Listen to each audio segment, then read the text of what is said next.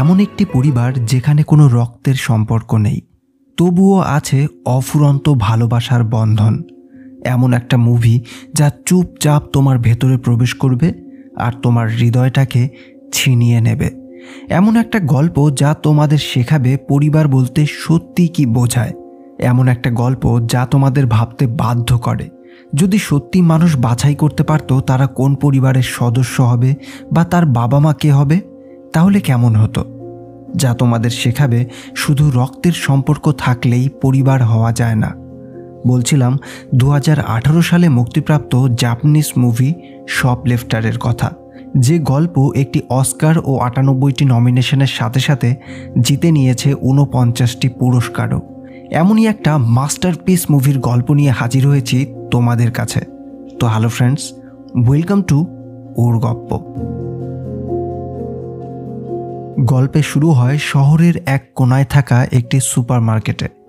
সেখানেই একটি মধ্যবয়স্ক মানুষ যার নাম ওসামো, আর তার পাশেই রয়েছে একটি ছোট ছেলে যার নাম সোতা। দুজনের চোখের একই চাহনি, তারা দুজনই এখানে এসেছে শপলিফটিং করতে। ওসামো সোতার দিকে তাকিয়ে চোখের ইশারায় এক গোপন নির্দেশ দেয়, আর সেই ইশারাতেই সোতা বুঝে যায় এবার তার দায়িত্ব।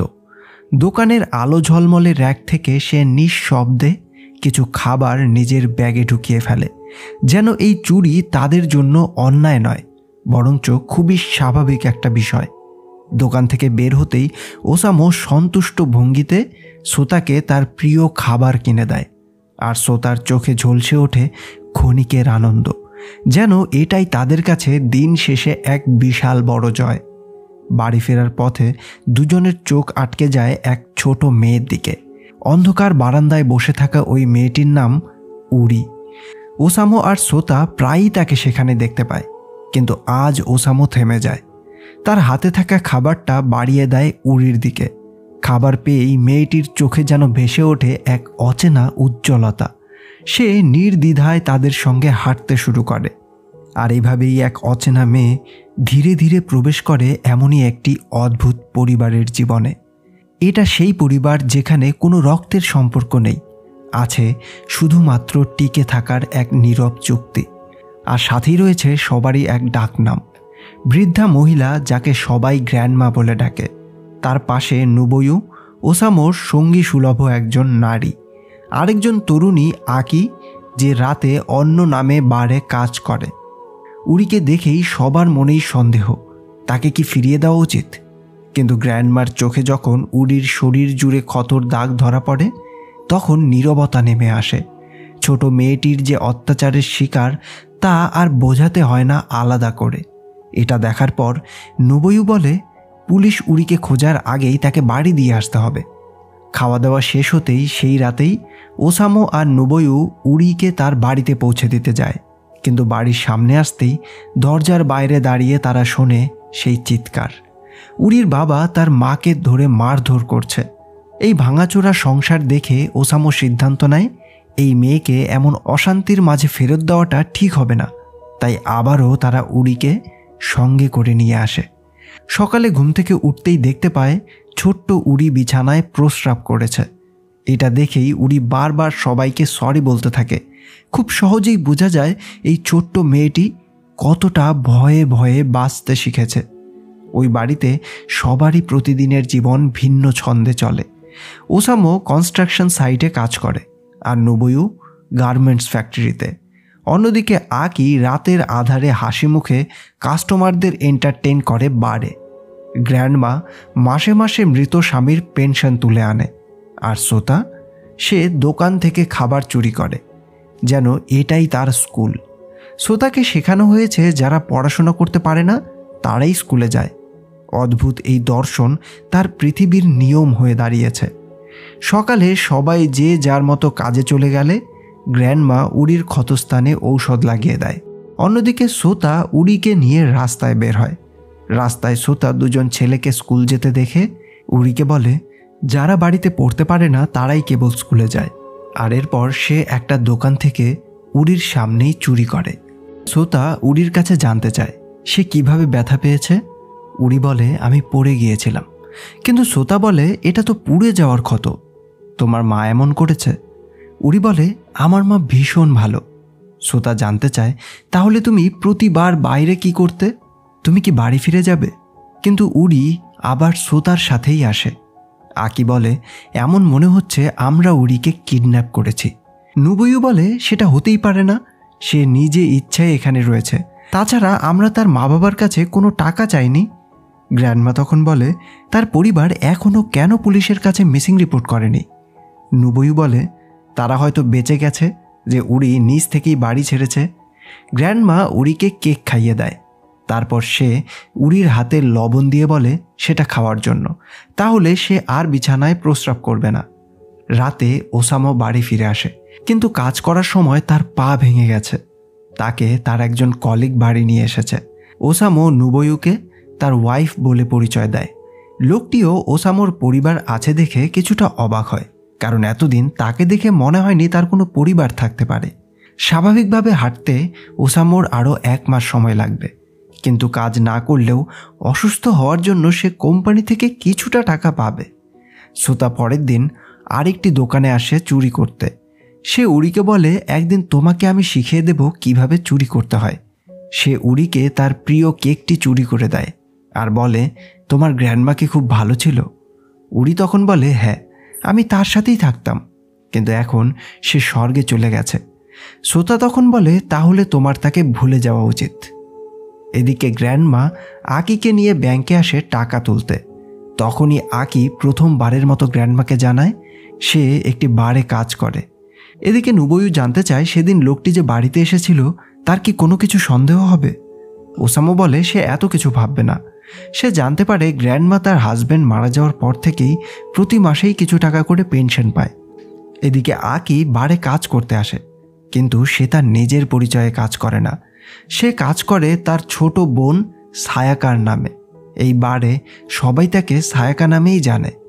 অন্যদিকে ওসামো সোতা এবং উরিকে নিয়ে আরেকটি দোকানে আসে। ওসামো সেলসম্যানের ধ্যান নষ্ট করে, আর তখনই সোতা স্টোর থেকে 2টো ফিশ কট চুরি করে। এই শপলিফটিংয়ের কিছুটা ট্রিক এখন উরিও শিখে নিয়েছে। সে সোতাকে চুরি করতে সাহায্য করে, তবে সোতা জানায় আমাদের তার সাহায্যের প্রয়োজন ছিল না। ওসামো তখন তাদেরকে বোঝায় এটা একটা টিম ওয়ার্ক, আর উরি এখন তোমার বোন হয়। তবে সোতা বলে সে আমার বোন নয়।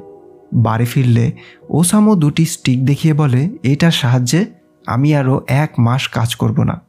গ্র্যান্ডমা তখন বলে আমি এটা ভেবেই খুশি যে এই বৃদ্ধ বয়সে আমি একাকী মারা যাব না, আমি একটা পরিবারের মাঝে থেকে মরব। তখনই নুবুয়ু উরির কথা চিন্তা করে বলে তার বাবা মা কিভাবে তাকে এমন মারধর করতে পারে। অন্যদিকে ওসামো সোতার সাথে কথা বলতে আসে। ওসামো বলে উরি তোমার জন্য চিন্তা করে অপেক্ষা করছে, তুমি কি উরিকে পছন্দ করো না? সে যদি আমাদেরকে সাহায্য করে তাহলে শপলিফট করা আমাদের জন্য আরও সহজ হবে। সোতা উরিকে তার বোন মানতে রাজি হয়। তখন ওসামো বলে উরি তোমার বোন হলে আমি তোমার কি হই? কিন্তু সোতা বলে আমি অন্য আরেকদিন বলবো। আসলে ওসামো একবার সোতার মুখ থেকে বাবা ডাকটি শুনতে চাচ্ছিল, কিন্তু সোতা কথা ঘুরিয়ে তাকে একটা গল্প বলার নামে তার সাথে খুনসুটি চালায়। এভাবেই বেশ কিছুদিন কেটে যায়। সোতা টিভিতে উরির মিসিং রিপোর্ট দেখতে পায়। 2 মাস ধরে চাইল্ড এজেন্সি কোনো খবর না পেয়ে পুলিশকে রিপোর্ট করে, কিন্তু আশ্চর্যের ব্যাপার হলো উরির বাবা মা কেউই এই 2 মাসে কোনো মিসিং রিপোর্ট করেনি। মিডিয়া বলে তারা কেন উরির মিসিং রিপোর্ট হওয়ার কথা পুলিশকে জানায়নি, হয়তো তারা উরিকে মার্ডার করেছে।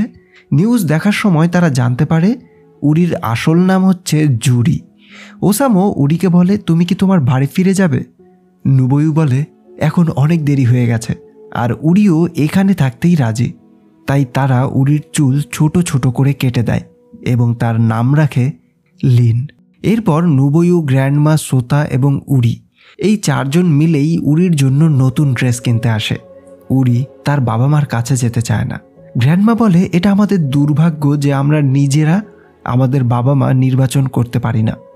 তখন নুবুয়ু বলে কিন্তু আমরা যদি নিজেরাই তাদের চুজ করি সেটা আমাদের আরও শক্তিশালী হওয়ার পরিচয় দেয়। নতুন ড্রেস কিনে দিলে উরি বলে এখন কি তোমরা আমাকে মারবে? এই কথা শুনেই তারা অবাক হয়ে যায়। নুবুয়ু বুঝতে পারে তার মানে উরির মা ড্রেস কিনে দেওয়ার সময় তাকে মারধর করত। বাড়িতে ওসামো আর আকি একসাথে থাকে।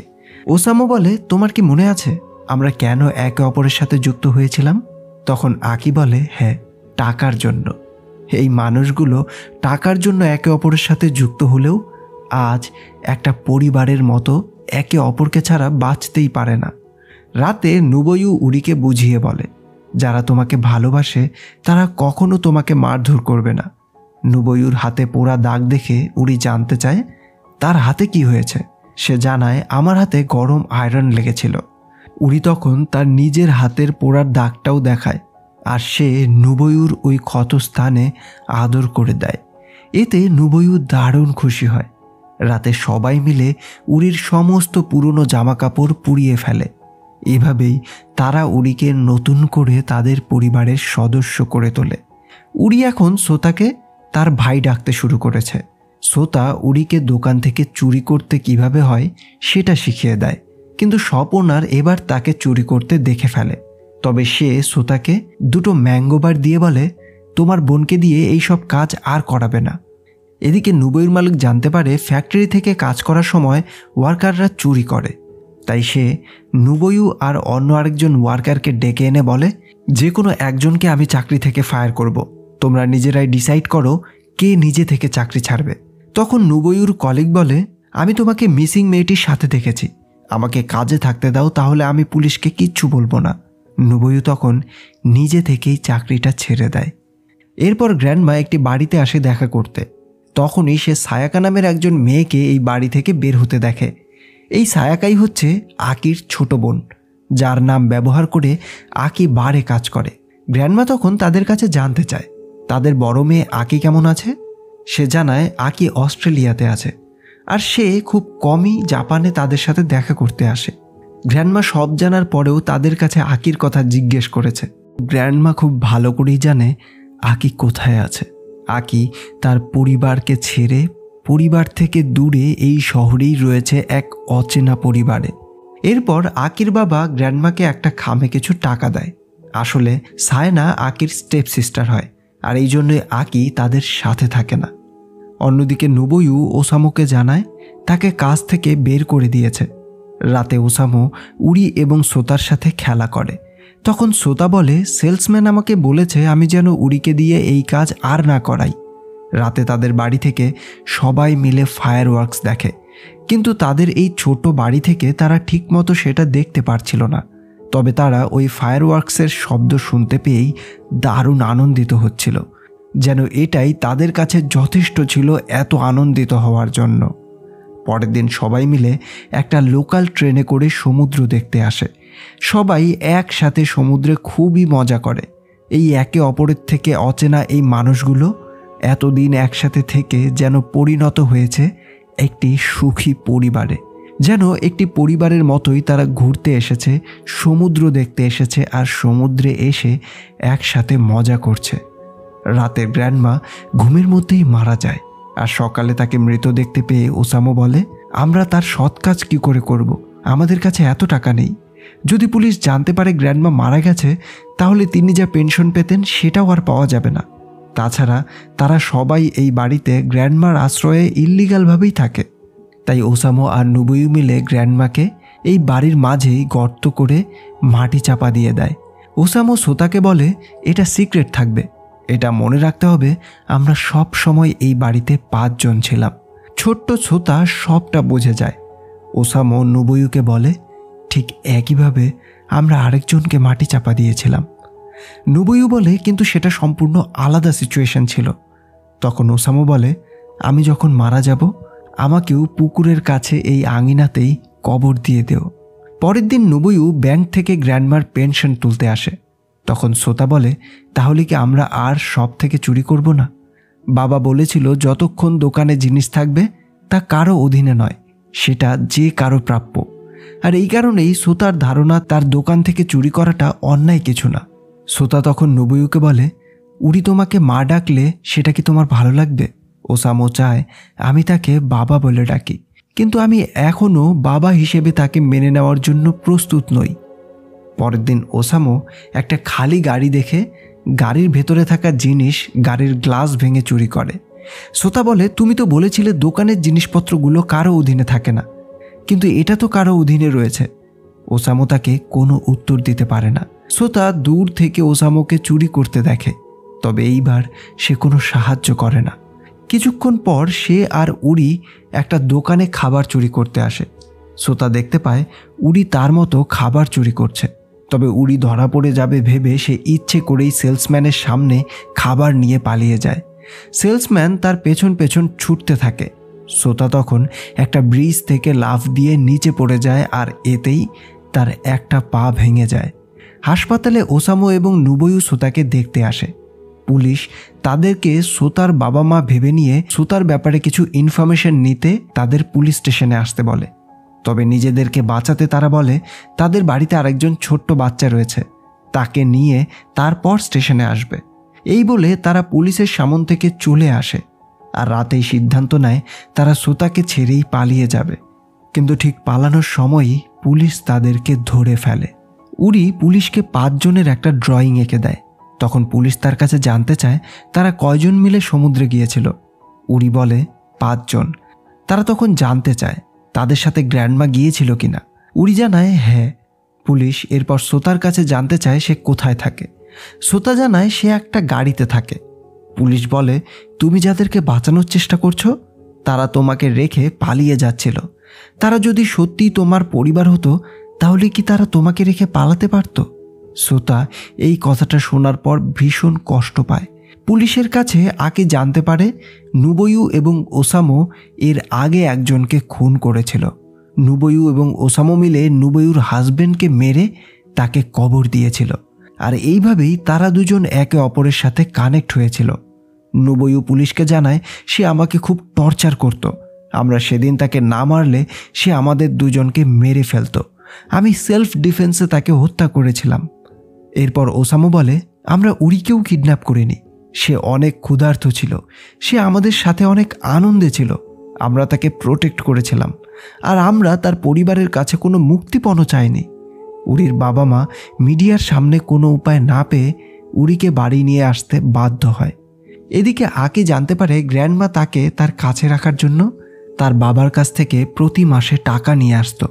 এতদিন আকি মনে করত গ্র্যান্ডমা তাকে ভালোবাসে, তাই জন্যই সে তাকে তার কাছে রেখেছিল। কিন্তু আজ সে বুঝতে পেরেছে গ্র্যান্ডমা শুধুমাত্র প্রতি মাসে ওই কিছু টাকার জন্য তাকে কাছে রেখেছিল। আকি বলে, তাহলে কি আমার বাবা জানে আমি গ্র্যান্ডমার সাথে থাকি? তখন পুলিশ জানায় তারা বলল তারা এই ব্যাপারে কিছু জানে না। আকি এটা ভেবে কষ্ট পায় গ্র্যান্ডমা শুধু টাকার জন্যই তাকে আশ্রয় দিয়েছিল। কষ্টে আকি পুলিশকে জানিয়ে দেয় গ্র্যান্ডমার বডি সেই বাড়িতেই কবর দেওয়া রয়েছে। পুলিশ ওই বাড়িতে গিয়ে গ্র্যান্ডমার বডি খুঁজে পায়। তারা ধারণা করে হয়তো গ্র্যান্ডমাকে হত্যা করা হয়েছে। নুবয়ু নিজের ওপর সব দোষ স্বীকার করে নেয়। সে পুলিশকে জানায় সে একা গ্র্যান্ডমাকে হত্যা করে কবর দিয়েছে। এদিকে পুলিশ ওসামোর বিরুদ্ধে শুধু এটুকুই জানতে পারে যে সে বাচ্চাদের দিয়ে শপলিফটিং করাতো।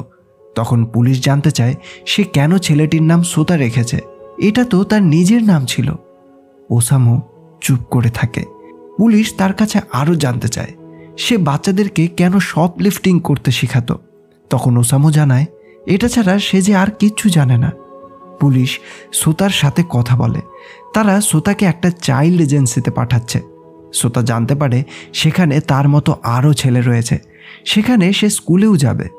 সোতা তখন বলে স্কুলে তো তারাই যায় যারা বাড়িতে পড়াশোনা করে না।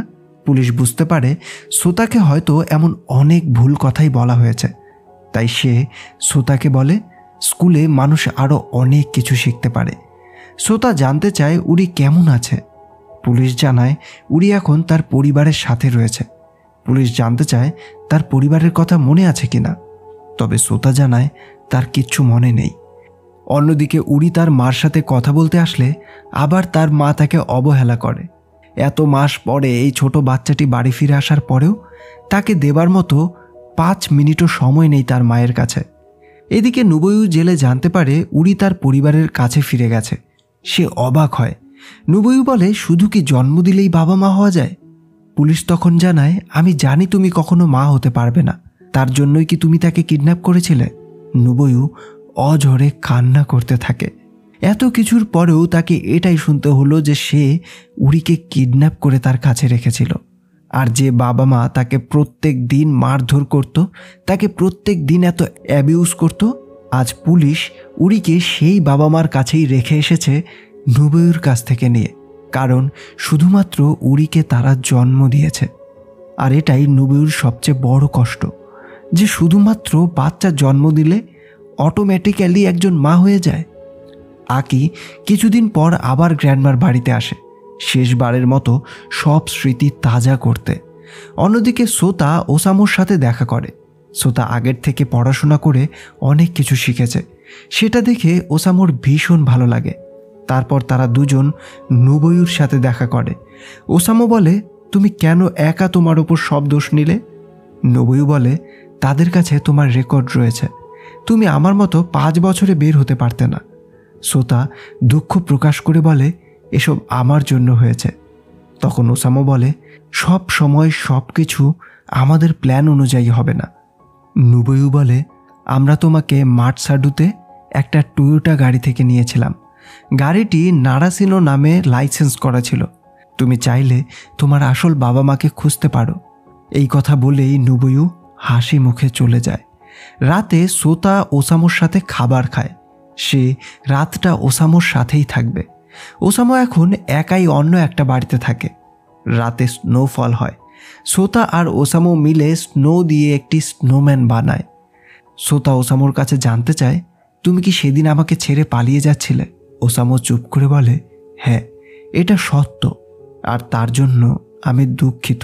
আজ থেকে আমি তোমার বাবা নই। সকালে সূর্যের তাপে স্নোম্যান গলতে শুরু করে। সোতা আর ওসামো বাসের জন্য অপেক্ষা করছে। সোতার তার এজেন্সির রুলসের বাইরে রাত এখানে থেকেছিল, তাই ওসামো তাকে শিখিয়ে দেয় সে যেন সেখানে গিয়ে সবাইকে সরি বলে নেয়। বাস চলে আসে। সোতা বাসে ওঠার সময় একবারও ওসামোর দিকে ফিরে তাকায় না। ওসামো কথা বলতে চায়, কিন্তু সোতা সাড়া দেয় না। ওসামো বাসের সাথে সাথেই দৌড়তে থাকে, তবে সোতা তবুও ফিরে তাকায় না। এক সময় ওসামো অনেকটা পেছনে পড়ে যায়, আর তখন সোতা পেছনে তাকায়। পেছনে তাকিয়ে সে প্রথমবারের মতো ওসামোকে বাবা বলে ডাকে, কিন্তু ওসামো তার মুখে সেই বাবা ডাকটি শুনতে পায় না, যেটা সে বহু দিন ধরে শুনতে চেয়েছিল। এদিকে উরি তার বাড়িতে একা একা সেই ব্যালকনিতেই খেলা করে। তাকে দেওয়ার মতো তার বাবা মায়ের কাছে একটুখানিও সময় নেই।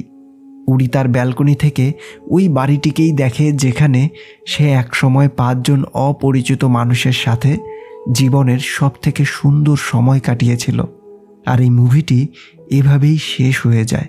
গ্র্যান্ডমা আকির বাবার কাছে টাকা নিলেও তিনি আকিকে ভালোবাসতেন। আকির বাবা তার ওয়াইফকে না জানিয়ে আকির জন্য টাকা পাঠাতেন। তিনি জানতেন আকি গ্র্যান্ডমার সাথে থাকে, কিন্তু তিনি তার নতুন পরিবারের জন্য আকিকে তার কাছে আনতে পারতেন না। অন্যদিকে নুবুয়ু ওসামো দুজন হাজব্যান্ড ওয়াইফ না হলেও তারা একে অপরের প্রতি কিছু ফিল করত। তাই তো নুবুয়ু সব দোষ নিজের ওপর নিয়েছে। সোতা ফাইনালি ওসামোকে তার বাবা মেনে নিতে পারে।